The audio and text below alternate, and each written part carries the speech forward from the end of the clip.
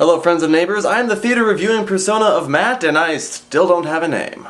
So what am I doing? Thanks for joining me. What are you filming for? You have until Saturday noon to suggest and vote on names in the YouTube moderator, at which point the moderator will shut down and I'll pick, maybe not the top choice, but a choice that I like. Now in my review from a couple of days ago, I told the Mad Hatter that theater was a lot different from movies. And today, I make my case for my existence, essentially. When you're reviewing movies or television shows or books, there are a lot of things you have to take into consideration that are unique to that genre or media of storytelling. The same is true for theater. There are three things in particular that I want to talk about, and I know that there are a lot more out there, but for the sake of keeping this video relatively concise, we're just going to talk about three. Number one, staging. Staging is basically the theater version of imagery. Obviously in theater you don't have the benefit of camera angles or special effects or any of the kinds of things that you might have in a movie or a television show. And you don't necessarily have the benefit of a rich descriptive writing style that you might have in a book. With staging, sometimes you try really hard to make it as an authentic experience as possible, and sometimes you invite the audience to use their imaginations and imagine the different sets and props and costumes, and the actors just kind of suggest them. Like, you could go with full, elaborate costumes and plots, or you could just go with something that implies a full, elaborate costume and prop, and invite the audience to imagine the rest. When you're on stage, you have the freedom to do that, because we, as the audience, know that we are watching a production. Now, we know that when we're watching a movie or television show, too, but because with a movie or television show, we're actually existing in the world, we expect more realism and not as much suggestion. For stage, it's different because they are right there. You can actually reach out and touch them. You would get arrested for that, but you can do it. Second, live performance. Of course, anything that you watch on theater is live. You don't have the benefit of editing.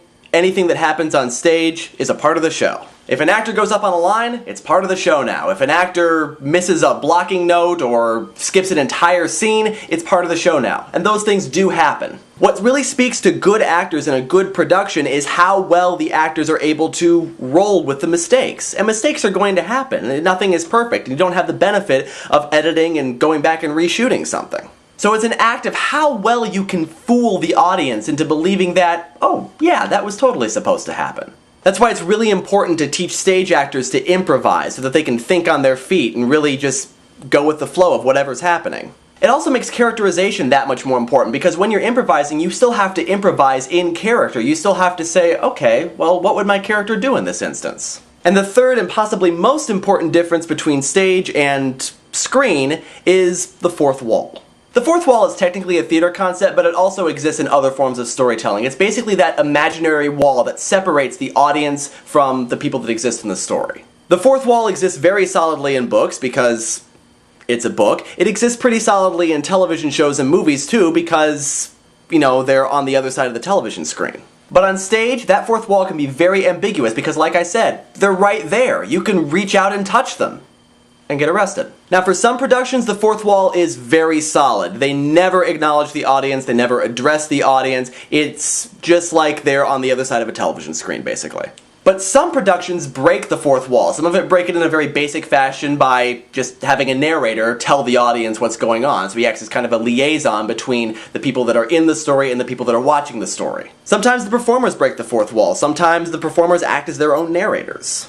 And sometimes, and this is something that really only stage can do, sometimes the performers invite the audience to be a part of the production. Really, in stage, the audience is always a part of the production because the audience is right there. When you're filming a television show or a movie, you're not aware of your audience as you're doing it, but on stage, you are always aware of your audience. So you will feed off of their reactions. If they laugh, you'll feed off of that. If they gasp and react, you will feed off of that. The stage production that is done without an audience, i.e. a dress rehearsal, and the stage production that is done with an audience can be two very, very different productions. And some productions say, you know what? Let's just go with it. Let's just extend the fourth wall to include the audience. That's what 25th Annual Putnam County Spelling Bee does. The audience is also the audience of the fictional spelling bee, so they are a part of the production, but at the same time they're also separate from the production because they can see what's going on in the heads of all the performers. And this is something that's really unique to stage, and something that really only stage can do effectively.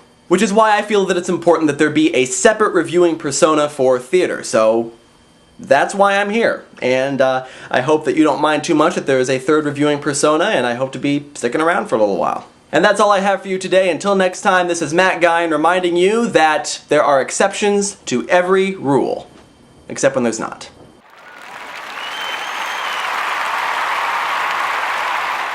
And I just now realized that at some point during this review, my ponytail fell out.